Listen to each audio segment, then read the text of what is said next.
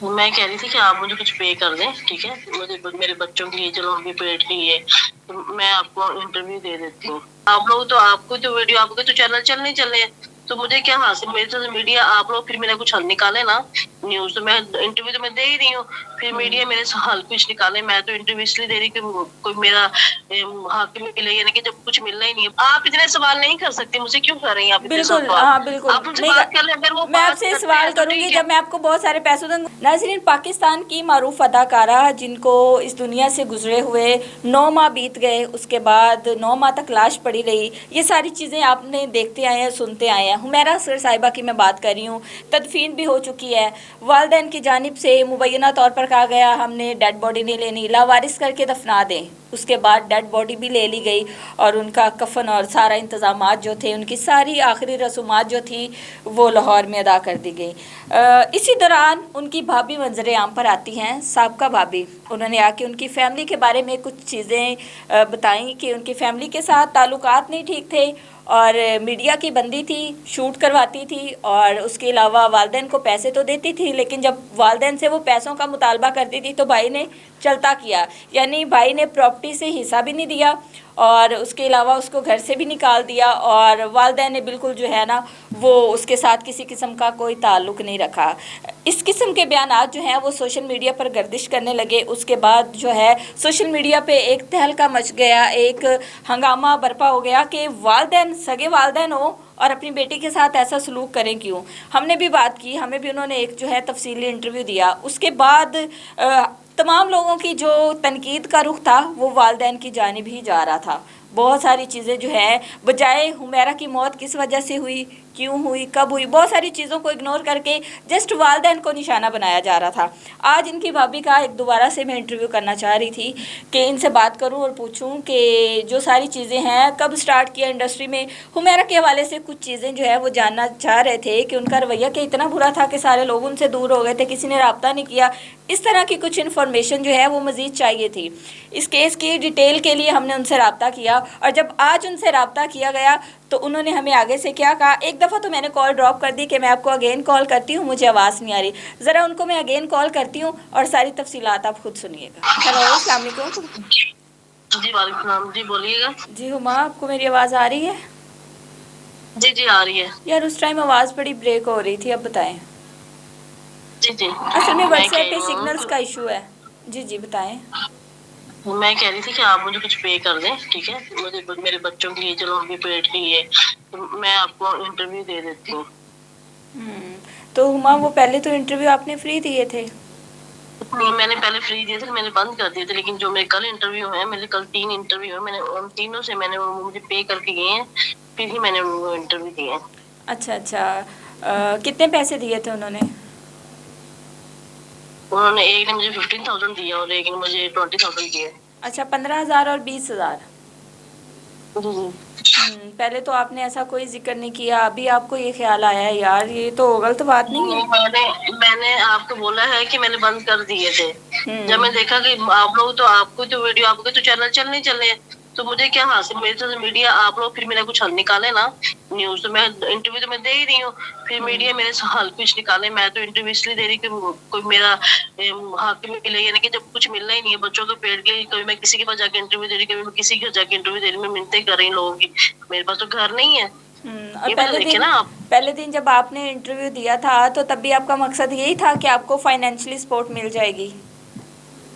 पहले, पहले दिन जब लेकिन मुझे आपने इतना हुमैरा के बारे में मैं आपका फर्स्ट टाइम सबसे आई हूँ, मैं फर्स्ट टाइम आई हूँ मीडिया में, मैं पहले कभी नहीं आई, ठीक है? हम्म और मुझे नहीं पता था कि एक इंटरव्यू के बाद बहुत सारे इंटरव्यू होते हैं।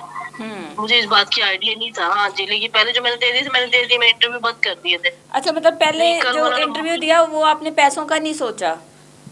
नहीं नहीं, मैंने नहीं सोचा, मैंने कभी भी नहीं सोचा। पैसे तो आने जाने वाली चीज है, हम्म लेकिन बात ये है कि मैं तो इसलिए दे रही हूँ, चलो मेरे बच्चों का हक मिले। आप लोग अगर मेरे बच्चों का हक मुझे दिलवा देते, मैंने तो इंटरव्यू देना ही देना है।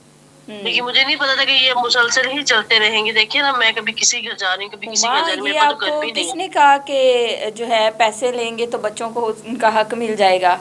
ये आपको किसी नहीं नहीं, ने? मुझे किसी ने भी नहीं, हम्म मुझे किसी ने भी नहीं कहा। हम्म تو پھر یہ آپ کو خیال کیسے آیا دیکھ لیں آپ پیسوں اپنے کا؟ چینل سے بات کر لیں فی الحال، ٹھیک ہے؟ اگر آپ کی وہ مانتے ہیں تو آپ کر لیں، اگر نہیں مانتے تو کوئی ایشو نہیں ہے۔ اچھا آپ نے ٹوٹل آپ پیسے ایسے اتنے سوال کر رہی ہیں نا، آپ اتنے سوال نہیں کر سکتی مجھ سے، کیوں کر رہی ہیں آپ اتنے بالکل سوال؟ ہاں بالکل آپ ان سے نہیں بات کر لیں، اگر وہ میں آپ بات سے کرتے سوال ہیں تو کروں گی ٹھیک ہے۔ جب میں آپ کو بہت سارے پیسے دوں گی، مجھے یہ بتائیں کہ کتنے پیسے، مطلب کتنے ہزار؟ آپ نے کہا کہ میں نے 15 میں دیا، 20 میں دیا، پہلے آپ مجھے کہہ رہی تھی 10,000، اب آپ زیادہ کہہ رہی ہیں۔ نہیں میں نے کہا ایک سے میں نے 50، ایک نے 20 دیا اور ایک نے مجھے 10 دیا ہے۔ اچھا ٹھیک ہے، جی جی، اور میں آپ کو کتنے دوں؟ آپ بھی مجھے 10 دے دیں، 10 دے دوں؟ میں آپ سے 10 بڑی زیادہ ڈیمانڈ بھی نہیں کر رہی۔ اور 10 سے کم؟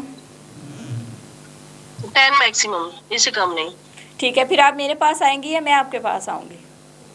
نہیں پائیں گی، میں نہیں آ سکتی کیونکہ میرے بچے چھوٹے ہیں، میں کسی پہ بھروسہ نہیں کر سکتی، میں اپنے بچے چھوڑ کے نہیں آ سکتی انٹرویو کے لیے۔ ٹھیک ہے، چلے ٹھیک ہے ہما، میں آفس میں بات کرتی ہوں، ویسے ہوتا تو نہیں اس طرح، لیکن یہ تو آپ کی میرے خیال میں غلط، بالکل جو ہے نا غلط ڈیمانڈ ہے، اس طرح ہونا تو نہیں چاہیے۔ چلے دیکھ لیں آپ کو جیسے ٹھیک لگتا ہے بات کر لیں، اگر پاسبل ہے تو ٹھیک ہے، ورنہ کوئی ایشو نہیں ہے، ٹھیک ہے؟ ٹھیک ہے، بہتر ہو گیا۔ اوکے۔ ناظرین، ہمارے ساتھ حمیرہ اصغر کی بھابھی موجود تھی، جنہوں نے سب سے پہلے یا دوسرے نمبر پہ شاید سوشل میڈیا پہ آ کے انٹرویو دیا، اور اس کے بعد اس انٹرویو کے بعد جو ہے وہ بہت ساری چیزیں سوشل میڈیا پہ جو ہے ایک طوفان برپا ہو گیا ان کے گھر کو لے کے۔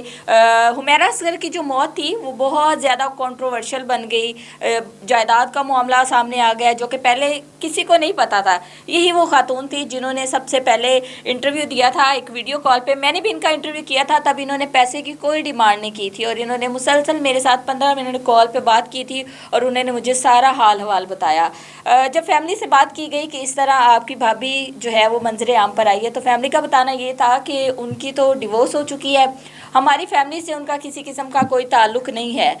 ایک طرف لوگ یہ کہہ رہے تھے کہ یہ اپنا بدلہ لے رہی ہیں، یا کہہ لیں کہ سسرال میں ان کی بنتی نہیں تھی تو یہ اپنی فرسٹریشن نکال رہی ہیں۔ دوسری جانب لوگوں کا کہنا یہ تھا کہ بھابھی جو ہے ہما سہیل نے بہت سارے انکشافات کیے ہیں، لیکن آج جب ان کو کال کی گئی، اس سے پہلے بھی میں نے ان کو کال کی تو انہوں نے مجھ سے پیسوں کی ڈیمانڈ کی، تو اب انہوں نے آپ کے سامنے جو ہے، میں نے پھر لائیو کال کی اور آپ لوگوں کے سامنے ساری چیزیں رکھی، تو انہوں نے کہا کہ میں 20,000 لے رہی ہوں، 15,000 بھی لے رہی ہوں، لیکن آپ مجھے 10,000 دے دیں۔ آپ مجھ سے اتنے سوال نہیں کر سکتی، ہاں البتہ سوال کر سکتی ہیں جب آپ مجھے پیسے دیں گی۔ تو یہ ہے، وہ کہتے ہیں نام تو کچھ نہیں تھا بس نام چل گیا، نام تو کچھ نہیں تھا بس نام چل گیا، ہمیں ہمارے نام پر قربان کیجئے، مرنے کے بعد لوگ چڑھائیں گے چادریں، مرنے کے بعد لوگ چڑھائیں گے چادریں، زندہ ہے تو زندگی پریشان کیجئے۔ یہ حال ہے کہ ایک شخص جو اس دنیا سے چلا گیا ہے، یہ بھابھی ہیں، سابقہ بھابھی، جو ان کی موت کو بھی بیچ رہی ہیں، یہ حال ہے۔ اور ہم لوگ سوچ رہے تھے کہ ان کی بھابھی جو ہے وہ سوشل میڈیا پہ آ کے انہوں نے کچھ ایسے بیانات دیے ہیں جس کی وجہ سے کیس بڑا سٹرونگ ہو جائے گا، جس کی وجہ سے والدین کو تنقید کا بہت سامنا کرنا پڑا۔